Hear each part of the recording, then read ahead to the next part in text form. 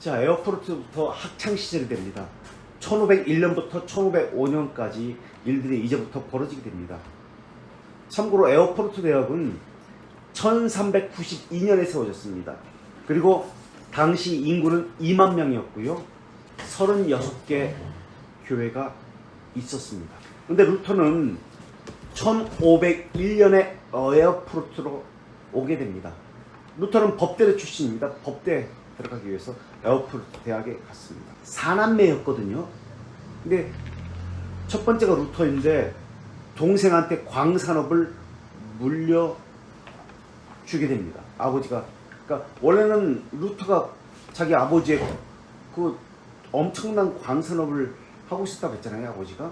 그걸 물려받아야 되는데 대신 모르긴 모르지만 당시에 변호사가 많이 필요했던 것 같습니다. 사업을 하려면은 이런 소송권이 많이 있었던 것 같습니다.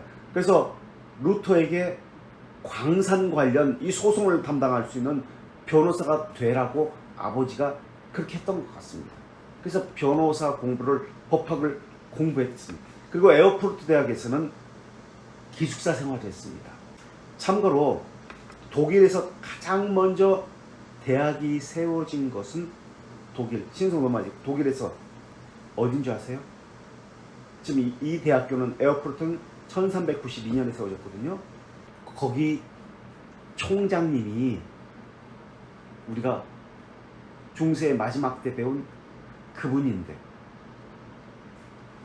그래서 100년 후에 이 뭐 누군가 나타나서 뭐 이렇게 했다라고 하면서 이렇게 했던 분인데 거기 총장이 있잖아요. 그 대학. 그래서 독일 사람 다 내주셔가지고 야누스인데 그 대학이 뭐냐고. 네. 그래서 그 대학에서 나온 사람들이 라이프치히 대학을 세웁니다. 독일 학생, 독일 사람은 다 내추천했잖아요. 그게 어디죠? 체코의 프라하. 1347년에 세워졌습니다. 첫 번째예요. 그럼 두 번째는 거기서 쫓겨난 사람들이 라이프치히 대학을 1409년에 세우게 됩니다. 두 번째가 아니구나. 에어포르트가 1392년이니까 좀 세 번째인가요? 그래서 루터 당시 학생이 가장 많았던 것은 라이프치히 대학입니다. 루터가 죽은 다음에 가장 많은 학생 수, 가장 큰 학교는 어디였을까요? 참고 아니요. 루터가 있었던 비텐베르크 대학. 비텐베르크 대학은 1502년에 세워진 학교입니다. 그래서 루터는 1501년에 에어포르트로 옵니다. 읽어보겠습니다. 루터는 10대 후반부터 20대 초반에 인생에 큰 변화를 겪게 됩니다. 아우구스티누스는 신앙적 갈등을 겪다가, 이 신앙적 갈등은 어떤 갈등이었을까요? 23페이지. 신앙적 갈등은 어떤 신앙적 갈등이었을까요? 이것은 다른 말로 학문적 갈등입니다. 보세요. 어거스틴은 어떤 종교로 개종하게 되죠? 처음에는 하나님에 대해서, 악의 기원에 대해서 여기서 묻습니다. 그래서 마니교는 악의 기원에 대해서 뭐라고 이야기하죠? 선과 악에 대해서. 악은 마니교 교리. 악은 원래 있었다고 하잖아요. 원래부터 있었다. 그래서 마니교의 교리는 선과 악의 대립입니다. 악이 원래부터 있었다. 아주 얼마나 명쾌해. 하나님이 원래부터 계셨다. 이것처럼 원래부터 악이 있었다. 중간에 들어온 게 아니에요. 이게 마니교율이에요. 그러니까 악의 기원 문제에 대해서 명확한 답변을 주는 것이 마니교입니다.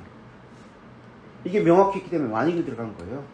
오늘날 이 마니교의 사상을 본받고 원래부터 악이 있었다, 선과 악의 대립이다라고 하는 이러한 사람들이 있잖아요. 그 사람들이 무슨 전도단 해가지고 땅 밟기도 하고 악의 세력을 물리친다, 뭐 이런 거 영적 지도를 만들기도 하고 그러잖아요. 요즘은 그런 거 없었지만 어쨌든 마니교에서 그 다음 어디로 빠지죠? 이 학문적, 신앙적 갈등은 학문적 갈등입니다. 그 다음 어디로 빠지죠? 어거스틴이 신플라톤주의. 그 다음에 기독교입니다.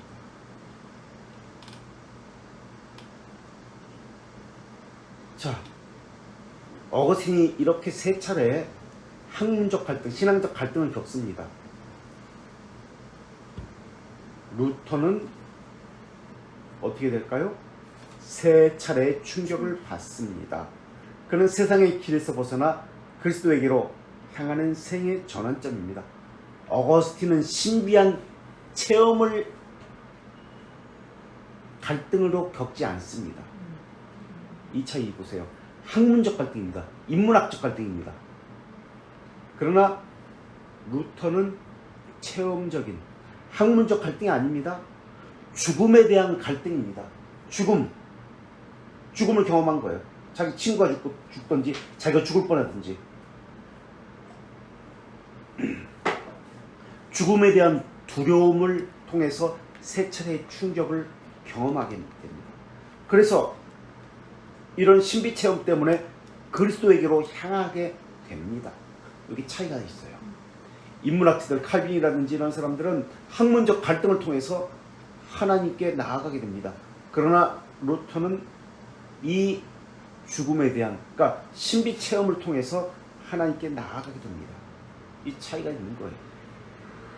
면제부가 성공한 것도 왜 성공했냐면 죽음 때문에 성공해요.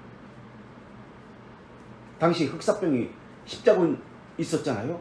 그러니까 죽음에 대한 공포가 늘 있었어요. 두려움이. 그래서 면제부를 그렇게 성공시킬 수 있었던 이유이기도 합니다. 이 죽음에 대한 두려움 때문에. 자, 첫 번째 충격이 뭔지 한번 보세요. 이 첫 번째 충격, 두 번째 충격, 세 번째 충격은 누가 한 얘기냐면 베인턴이라는 그 루터 학자가 이 한 이야기입니다. 루터는 세 번의 충격을 받았다. 첫 번째 충격은 성경을 읽게 된 것이다. 베인턴은 성경을 처음으로 읽었다는 거예요. 그 충격받았던 거예요. 라틴어로. 두 번째는 여기는 안 나와요. 베인턴 한 말은 1503년에 동맥이 끊겨서 피가 철철 나가지고 충격을 받았다. 세 번째는 죄로 인해서 내적 갈등의 충격을 받았다라고 베인턴이라는 사람은 이렇게 세 번의 충격을 이야기합니다. 첫 번째, 성경을 읽게 된 것. 에어프로트 대학 가서 성경을 처음으로 읽었던 거예요. 수도사였는데도 불구하고. 두 번째, 1503년 동맥이 끊긴 것. 세 번째, 죄에 대한 내적 갈등으로 충격을 받았다. 그런데 지금 여기서는 이 책에서는 체험적인 것을 가지고 이야기합니다. 신비체험은 첫 번째 충격, 18세가 되던 1501년 학생 시절 때 루터는 드디어 아이젠하흐에서 서쪽으로 트시키 떨어진 에어프로트 대학교에 입학합니다. 이것은 아이젠하흐라는 별명을 가진 아이젠하흐 박사라는 별명을 가진 요도코스 투르트 베테르 베텔에 의해서 이 사람이 누구냐면요, 나중에는 95개 조항을 반대합니다. 스승인데, 그래서 루터의 95개 조항을 반대해서 나중에는 멀어진 적도 있습니다. 그런데 평생에 감사했던 사람이 이 요도쿠스 투르트 베텔이라는 이 교수입니다.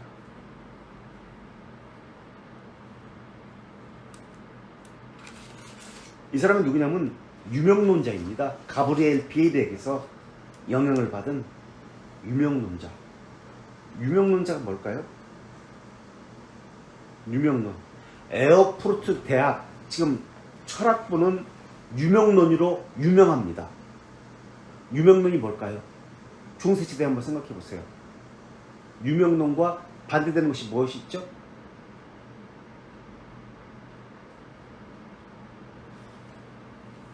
유명론과 논쟁이 있는데, 중세 무슨 논쟁?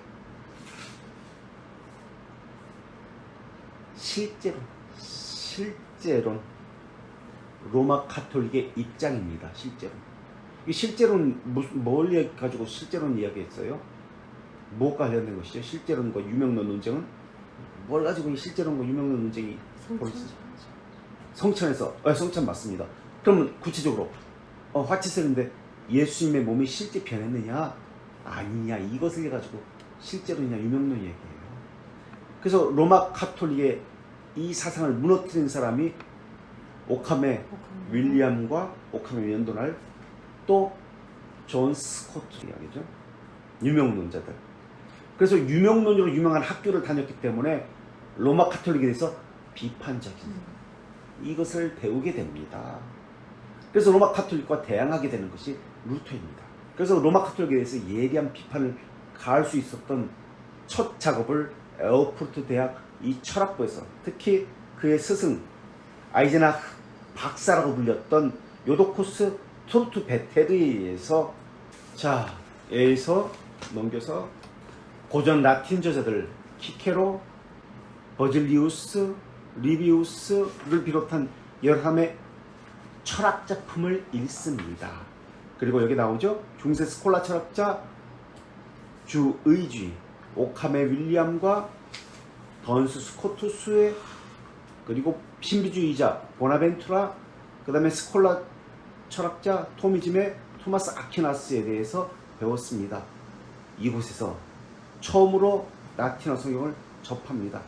그는 교회에서 매주 예배를 드리면서 복음서 서신서를 듣고 그 외 다른 책들을 읽으면서 이것이 첫 번째 충격이었습니다.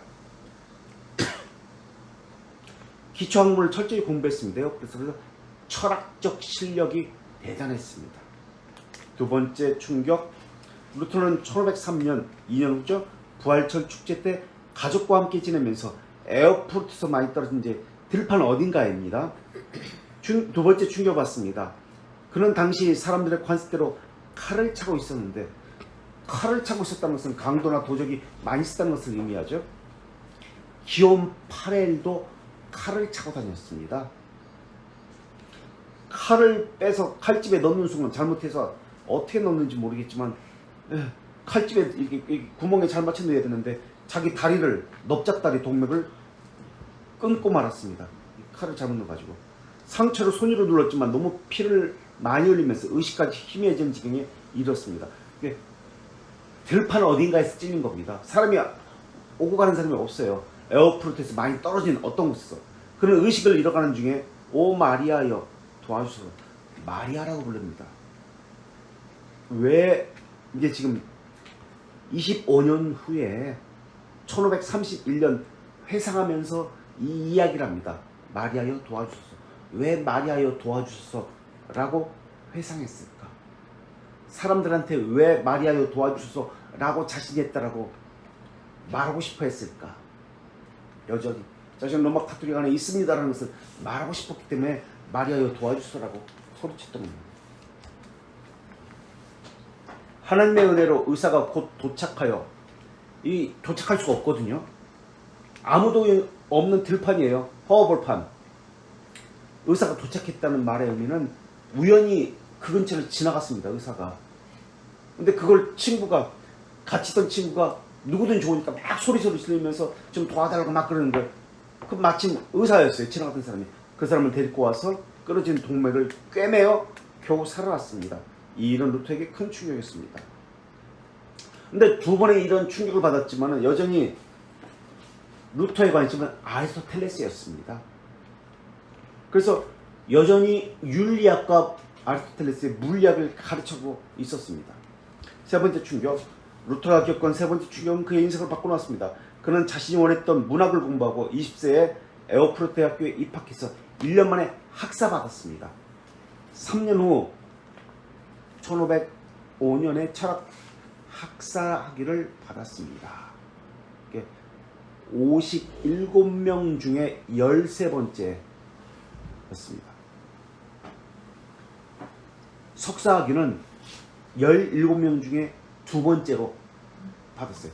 공부가 2등 했다는 거예요. 17명 중에. 학사학위는, 그리고 석사학위는 57명 중에 13번째. 그리고 부친의 소원에 따라 에어푸르트 대학 법학대학원에 등록했습니다.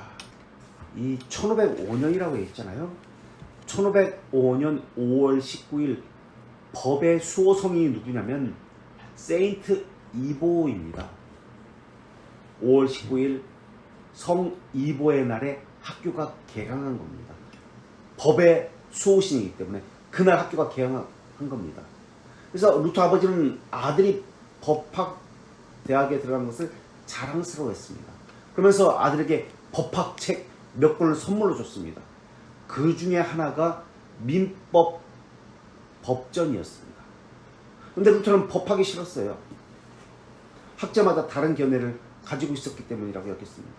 루터에게는 늘 죽음의 공포가 있었습니다.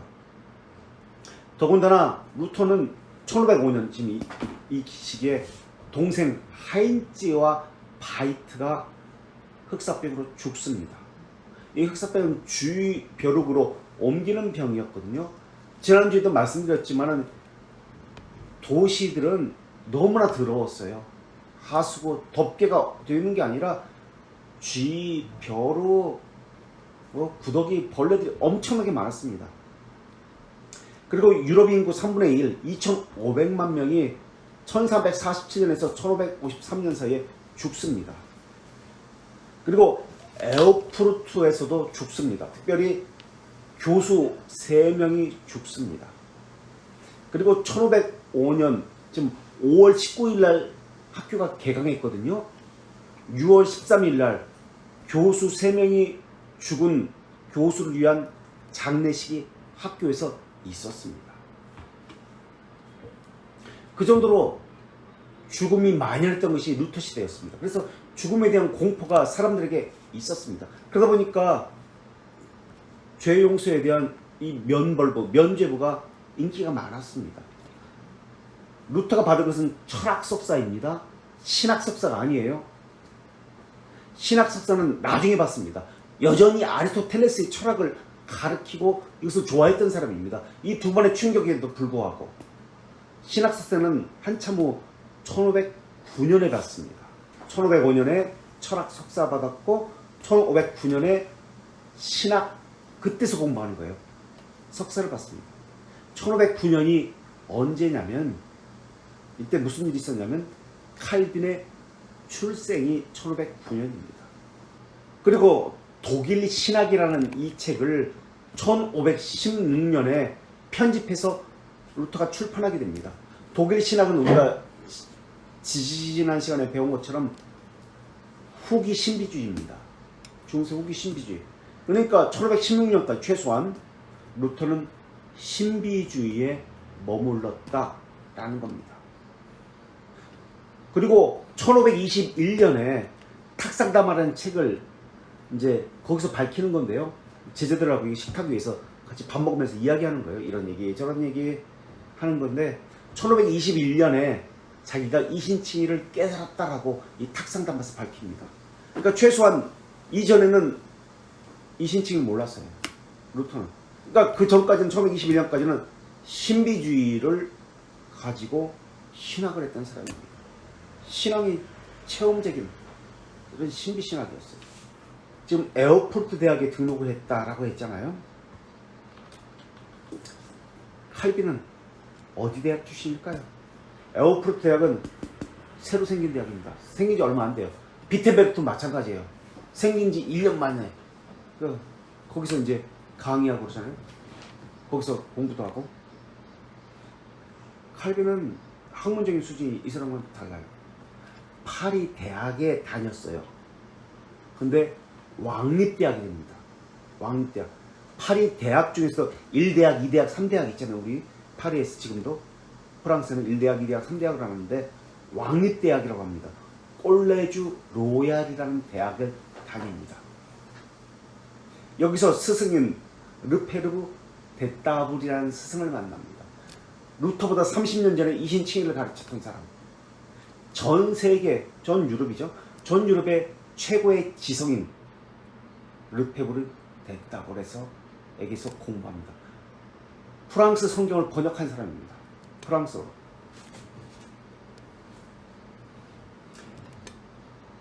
칼빈은 22살에 법학 박사를 받습니다.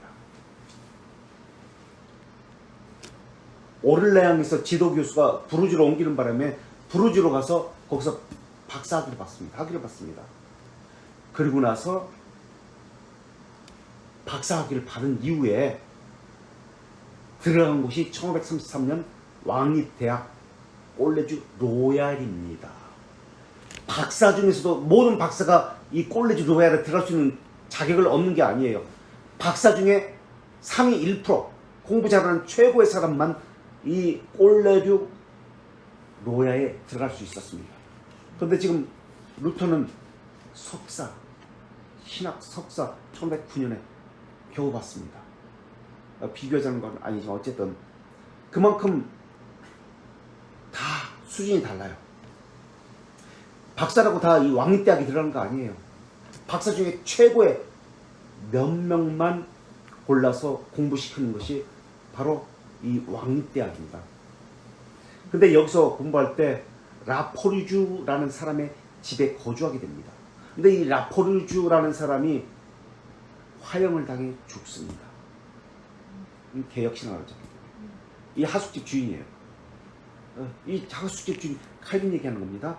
그 파리에서 왕립대학을 다니면서 이 하숙을 했는데 이 라포르주 집에서 했는데 이 사람이 개혁신을 가졌고 화형을 당해 죽습니다. 위그노라고 얘기하죠. 이 위그노들 개혁파들이 화형을 당한 장소가 어디냐면은 어디일까요? 노틀담 사원 성전인가 사원인가. 계속해서 읽겠습니다. 그 즈음에 5째 줄 이런 일화가 있었습니다. 루터가 만스펠트에서 계시는 부모님을 왜 만스펠트로 부모님을 만나러 갔냐면 법학하기 싫은 거예요. 아 나에게 맞지 않아요. 그래서 나는 전과하겠습니다. 그 상의하려고 그만두겠다고 상의하러 가는 겁니다. 그 상의하러 갔다가 돌아오는 중 부모님을 방문하고 에어프로트 돌아오는 중에 작은 마을 스토테름 하임 이게 1505년 7월 2일입니다. 에어프로트에서 6km 떨어진 곳이에요. 2차 때는 집에 가다가 자기 칼에 자기 허벅지를 찔러가지고 피를 흘려서 죽어갔고요. 3차 때는 집에 갔다가 학교로 돌아오는 중입니다. 요 차이가 있습니다. 스토테른 하임 근교에서 6km 떨어진 곳에서 갑자기 몇 시간 동안 천둥 번개가 내리치기 시작합니다. 루터는 바로 앞에 번개가 내리치자 죽음의 공포를 끼고 두려워하며 땅에 엎드려 기도했습니다. 뭐라고 기도하는지 보세요. 성안나여 살려주시면 수도사가 되겠습니다. 성안나는 누군가요? 성안나는 광부의 수호성이 광부, 광산. 자기 아버지가 광부니까 칼빈은 1534년에 오를레앙에서 파리가 아니고 오를레앙에서 그 전에 영혼의 불멸성이라는 최초의 신학 저서를 씁니다. 이게 25살 때예요. 1534년. 제세례파에 대해서 대항하면서 쓴 책이 영혼의 불멸성입니다. 영혼의 불멸성이라는 책은 어거스틴도 씁니다.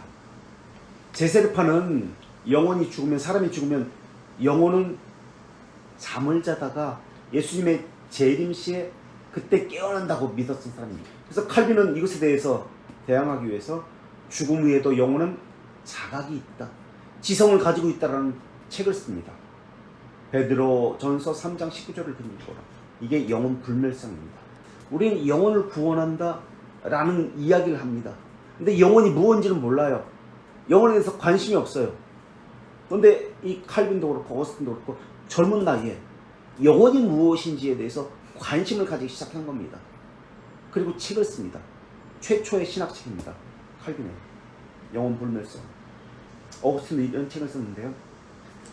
자, 성안나여 수도사가 되겠습니다라고 소원 기도를 하죠. 루터가. 이 사건은 루터 인생에서 전반 결정적인 전환점이 되었습니다. 이후로 그는 에어프루트에 있는 수도원에 들어갑니다. 1505년 7월 17일에 수도원에 들어갑니다. 이제 그런 체험을 하고 15일 후에 지금 수도원에 들어갑니다. 수도사가 되었습니다. 지금도 루터가 번개를 맞았다고 하는 장소에 보면 수도사가 되겠다는 기도문, 이 돌비석 여기 지금 그림에 있죠? 예. 기념비 해가지고 여기 좀 있죠. 번개를 맞았다. 그래서 나는 수도사가 되겠다. 뭐 이런 이야기죠. 장소에 보면 수도사가 되겠다는 기도문이 새겨진 돌비석이 있습니다. 전설에 의하면 안나는 마리아의 모친이고 예수님의 조모라고 합니다. 당연히 광부들의 성인인 안나를 믿는 건 당연했어요. 당시 루터가 가진 신앙의 색깔이 무엇인지 잘 보여주는 겁니다. 마리아를 믿고 안나를 믿고, 근데 마리아가 아니라 안나였어요. 첫 번째 충격은 마리아였는데 두 번째 충격은 마리아였는데 세 번째 충격은 안나였습니다. 이건 의도적 진술은 아니에요. 마리아는 의도적 진술했지만 이것은 다급한 상황에서 자기의 본심이 나온 거예요. 그런데 로마 카톨릭의 그 규정 가운데 급한 중에, 지금 급한 상황에서 죽음을 앞두고 소원하잖아요. 소원 기도를 지켜도 될까요? 안 될까요? 지키지 않아도 될까요? 지금 소원 기도잖아요. 살려주면 수도사가 되겠습니다 라고 소원 기도합니다. 지켜도 될까요? 안 지키지 않아도 될까요?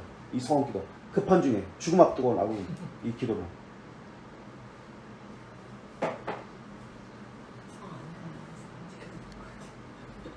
우선 소원과 서약의 차이를 아세요? 소원과 서약 우리가 몇 번 했는데, 소원, 서약, 맹세, 소원과 맹세, 서약 또는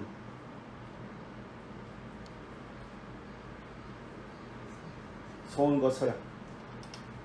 소원은 뭐예요? 하겠다는. 긍정. 소원은 하겠다는 겁니다. 내가 수도사가 되겠습니다. 서약은 반대로 부정입니다. 서약은 그럼 결혼하지 않겠습니다. 하지 않겠습니다. 이게 서약. 그렇다면 소원과 맹세의 차이는 무엇일까요? 소원과 서약은 하나님 앞에서 하는 겁니다. 소원 긍정, 서약 부정.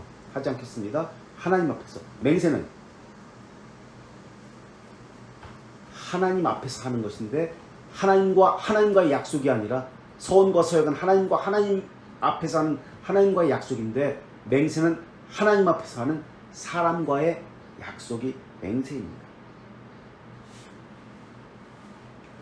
그래서 하나님 앞에서 소원, 긍정적인 거 하겠습니다. 서약, 뭐뭐 하지 않겠습니다. 이것이 표현되는 방식은 예배로 표현됩니다. 언약의 방식으로 표현되는 것이 예배의 장소입니다. 뭐뭘 하겠습니다. 뭐뭘 하지 않겠습니다. 예배로 나타납니다. 그런데 루터는 지금 급한 중에 죽음을 앞두고 급하게 지금 소원 기도를 합니다. 이것을 지켜야 될까요? 지키지 않아도 될까요? 교회법에는, 로마 카톨릭이죠 물론,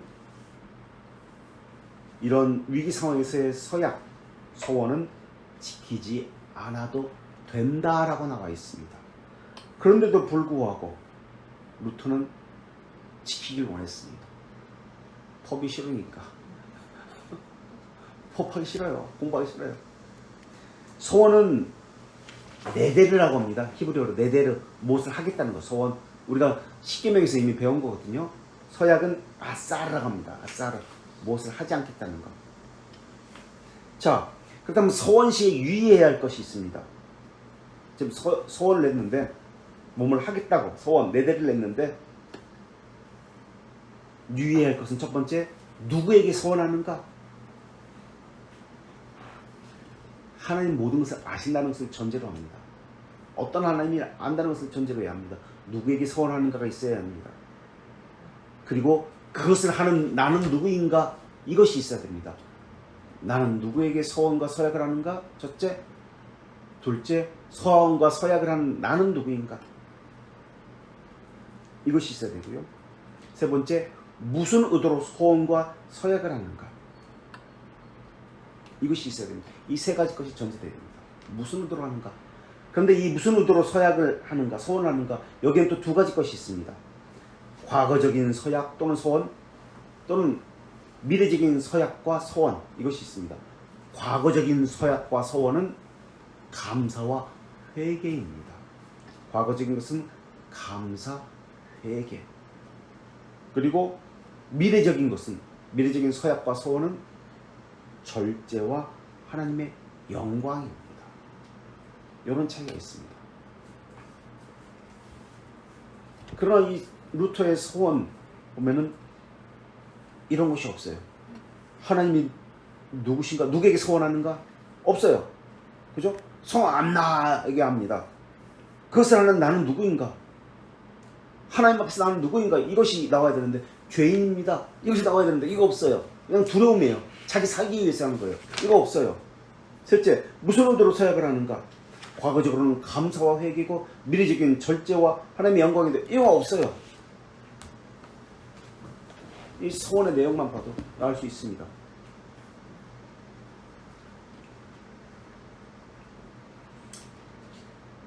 자, 그 다음 26페이지. 암나는 그리스어고 헬라어고 히브리어는 한나라고 합니다. 암나는 여성 노동자와 광부자들의 성인 보호자라고 알려졌습니다. 알다시피 루터의 아버지가 광부였고 만스펠드가 탄광도시이기 때문에 루터에게 성 암나여라고 기도하는 것이 익숙했을 것입니다. 영적 측면의 위기에 직면하다. 위기에 선 큰 전환점을 맞이한 루터는 위기를 피하긴 했지만은 맹세한 것을 지켜야 한다는 부담감을 갖고 있었습니다. 맹세를 했지만은 이게 안 해도 돼요.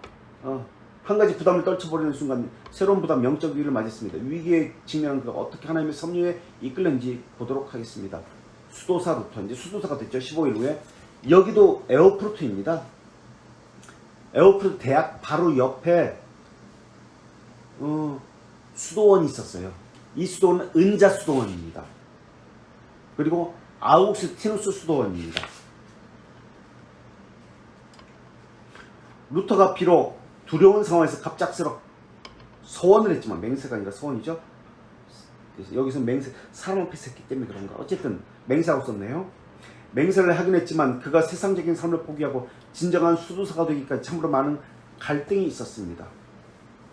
어떻게 했을 것 같으세요? 아버지가 나 법학 그만두겠습니다. 이제 수도사가 되겠습니다. 수도사가 된다는 것은 결혼도 안 한다는 뜻이거든요. 야, 큰아들인데 네 동생 둘 죽었잖아. 그럼 대를 이어야지. 이 광산 어떡할 거야? 이 수많은 광산. 어떻게 했을 것 같으세요? 엄청 분노했을 건 당연하죠. 해석을 보십시오. 천둥 번개가 내 앞에서 쳤습니다. 나는 죽음의 고비 앞에 섰습니다. 여기는 안 나와요. 라고 했을 때 아버지는 어떻게 해석했고 루터는 어떻게 해석했을까? 루터는 이것은 하나님께서, 아니 하나님은 아니지, 누구야? 하여튼 수도사가 되라는 신호입니다 라고 해석을 했습니다. 법학이 싫었으니까. 법학이 정말 싫었어요. 그러니까 돌파구죠.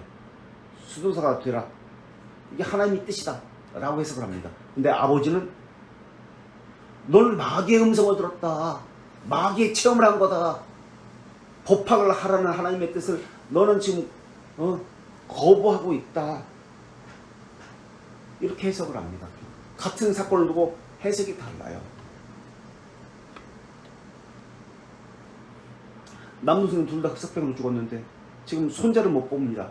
대를 끊겠다는 이야기를 하고 있는 겁니다. 당신은 하나님을 위해서 충분히 선한 일을 했는가? 라는 질문을 하게 했습니다. 그러니까 하게 했다는 게 아니라, 그러니까 무슨 말이냐면, 당신은 선한 공덕이 당신이 저지른 죄악보다 더 크고 더 많습니까? 라고 늘 물었습니다. 당신 선한 행위가 당신이 저지른 죄보다 더 큽니까? 당신은 지옥에서 보내지 아니하고 천국에 들어갈 수 있는 공덕이 있습니까? 죄가 더 많습니까? 공덕이 많습니까? 이렇게 묻는 거예요. 쉽게 말하면.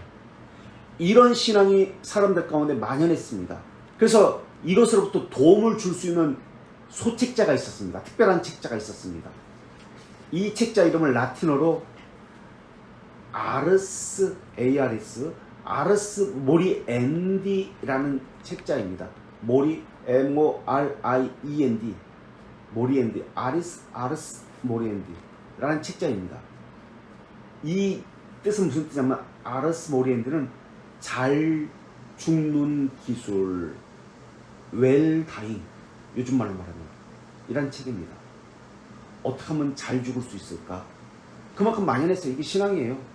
글을 몰랐기 때문에 당신은 이 책은 사파 몇 개로 어떤 죽음을 맞이할 것이 설명하는 책이었습니다.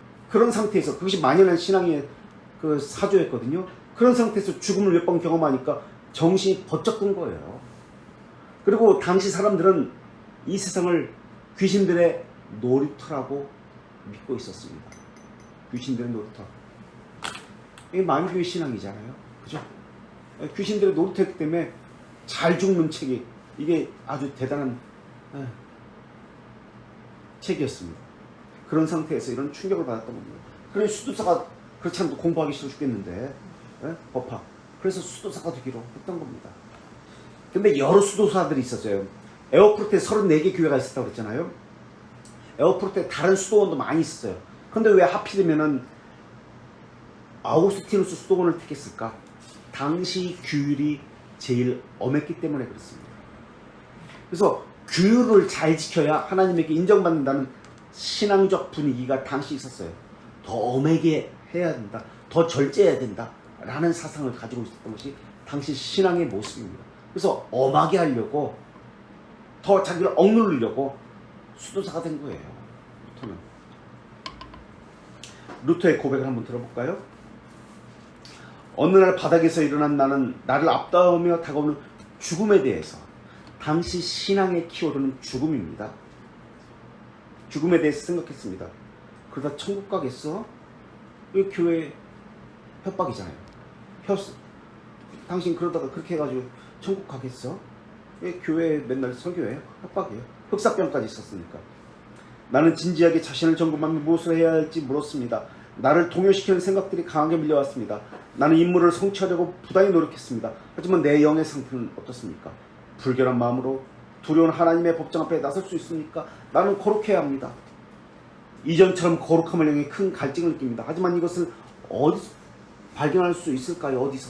어디서 얻을 수 있을까요? 대학교는 나의 욕망을 만족시키는 수단임에는 틀림없습니다. 누가 나의 이 괴로움을 안정시킬 수 있을까요? 나를 삼키고 있는 이 불을 누가 잠재울 수 있을까요? 거룩한 학교로 걸음을 내디뎌야 할까요? 나는 수도원으로 들어가려고 합니다. 수도원 생활이 나를 구원할 것입니다. 나를 변화시키고 죄인을 성화시키고 사람을 완전히 변화시키는 능력에 대해서 종종 들어왔습니다. 수도회에 들어가서 거기서 거룩하게 될 것입니다. 그러면 영생을 보장받을 수 있겠죠. 어떤 교회를 가면 나는 구원이 보장된다, 거룩해질 것이다 라고 생각하는 것과 똑같은 겁니다. 루터의 목적은 하나님을 잘 섬기겠다 이거 없어요. 전혀. 하나님의 영광을 위해서 어떻게 하겠다 이거 없어요. 하나님께 순종하겠다 이런 거 없어요. 루터의 관심은 자기예요. 늘 내가 두려움에서 벗어나는 것. 하나님이 아니라 자기 자신에 관심이 있어요. 자기 구원을 위해서 수도원에 들어간 거예요. 두려움에서, 죽음에서 벗어나기 위해서. 이게 루터예요. 이 신비 체험하는 사람들의 공통적인 신앙의 양태입니다. 자기 자신입니다. 늘 엉격들의 맹세를 했기에 루터는 깊은 고민을 빠졌습니다. 수도원에 들어가기 전날 7월 17일이라고 써있는데 7월 15일입니다. 1505년 7월 15일 저녁 친구들을 초청해서 밤새도록 술 마시고 음악에 취해 마음껏 즐겼습니다. 22살 때예요. 어떤 책에는 7월 16일에 수도원에 들어갔다고 합니다. 그런데 7월 16일이 맞을 겁니다. 이 책은 7월 18일, 그러니까 그 전날이니까 17이라고 써놨잖아요. 18이라고 썼는데 16일이 맞을 겁니다. 왜냐면 7월 16일이 성 알렉시우스의 날이기 때문에 그렇습니다. 루터 자신이 자기가 들어간 날이 성 알렉시우스의 날이다라고 밝힙니다. 그러니까 그 전날이니까 7월 15일이 거의 확실하다라고 알 수 있습니다. 수도원에 입문하면서 수도사가 되기로 하면서 루터가 이야기하는 것은 번개 만난 사건만 이야기합니다. 그리고 그 전날 밤에 친구들과 작별 인사를 하는데 어떻게 작별 인사를 하냐면 밤새도록 술 먹고 음악에 취해 즐깁니다. 수도사가 되기로 작정한 사람의 모습이 이겁니다. 죽음을 앞두고 있는 사람의 모습이 이겁니다. 먹고 즐기자 이게예요. 그날 밤 루터는 부친과 대학 친구들에게 에어프루트 법대 대학원 친구들 편지를 써서 자신의 결정에 용서를 구하며 복을 빌어달라고, 그러고는 다음날 죽으러 가는 심정으로 수도원에 들어가서 아버지는 타락하고 게으른 수도원의 관습들이 아들을 망칠 거라고 실망감을 가지. 왜냐면 당시 수도원들은 게을러 규율이 없다고 얘기했잖아요. 가장 엄한 규율이, 그 중에서 엄한 규율이 아우구스티누스는 이것을 택했다기 때문에 당시는 수도사들이 엄청 게을렀습니다. 그야말로 아들을 호적에서 지우고 싶은 심정이 과언이 아닙니다. 이제 아들이 하나밖에 안 남은 아들의 결정을 인정하고 된 것으로부터 2년이 지난 1500년 수임식에 이제 수도사로 임직받는 그 이후입니다. 그래서 1507년 5월 2일인데요. 아버지가 에어프로트로 와가지고 루터의 수임식에 참석을 합니다. 그래서 루터가 아버지한테 물어, 왜 그렇게 수도사의 옷을 입은 제가 씁니까? 그래서 아버지가 뭐라고 얘기하냐면 루터한테, 너는 성경에서 너의 부모를 공경하라 라고 기록한 것을 읽지 못하였느냐 라고 아들에게 질문합니다. 하나님 말씀이 뭐라고 기록되었느냐? 내 부모를 공경하라 하지 않았느냐? 그것을 너는 읽어보지 못했느냐? 그렇게 깊은 고민과 갈등 속에서 어렵사리 수도원에 들어갔지만 수도원 생활은 정말 따분했습니다. 처음에 뭐 했는지 아세요? 수도원가 처음부터 뭐 도 닦고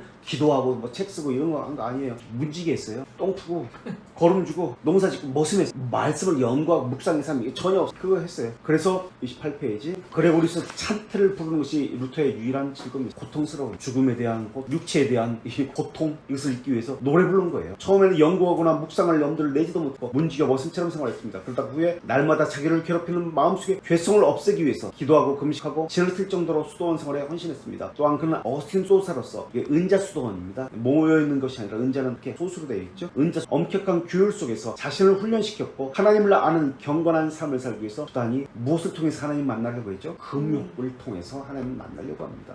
절제하고 금식하고 기도하고. 성경을 본 적이 없어요.